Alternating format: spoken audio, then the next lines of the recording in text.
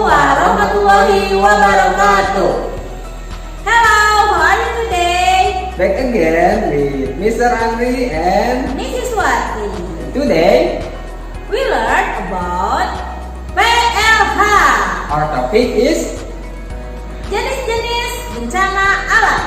okay, ya. Are you ready? Ready? Let's go. Yang harus dilakukan saat terjadi bencana alam. Beberapa hal yang dapat kita lakukan ketika gempa bumi terjadi. Jika kita berada di dalam rumah, kita bisa bersembunyi di kolong meja agar tidak terjatuhkan ya oleh barang-barang yang di atas ya. Jadi kita bisa bersembunyi apabila meja itu cukup besar. Yang kedua, jika tidak memungkinkan berlindung di bawah meja, misalnya mejanya kecil ya, carilah bantal untuk melindungi kepala kita.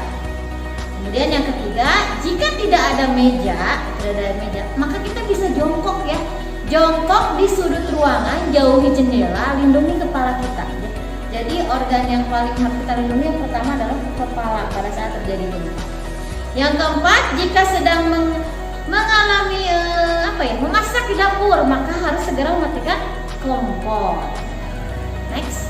Yang kelima, jika kita berada di luar rumah, kita harus bersifat tenang ya, tenang.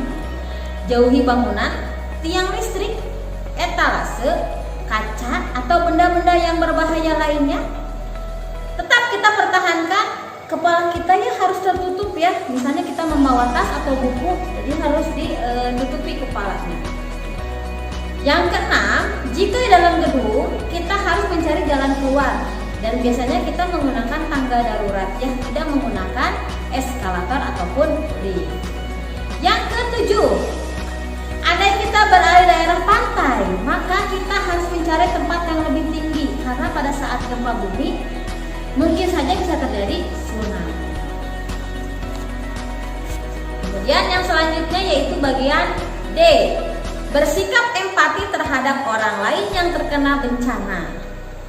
Setelah terjadi bencana, tentunya mengingatkan kita kepada kerugian dan korban ya.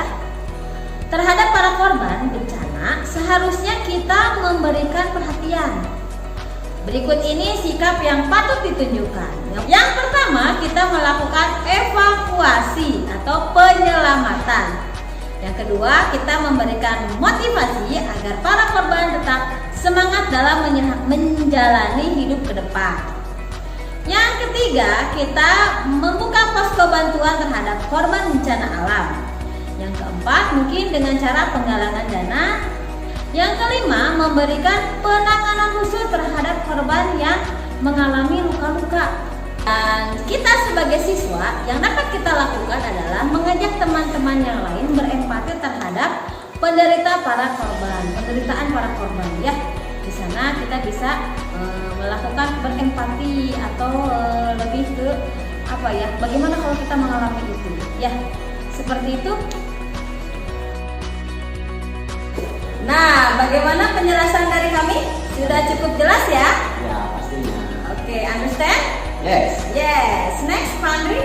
Oke, untuk homeworknya kalian catat materinya menggunakan tulisan tegak, bersambung, rapi ya. Jadi keep spirit ya, and Ikan hiu muter-muter.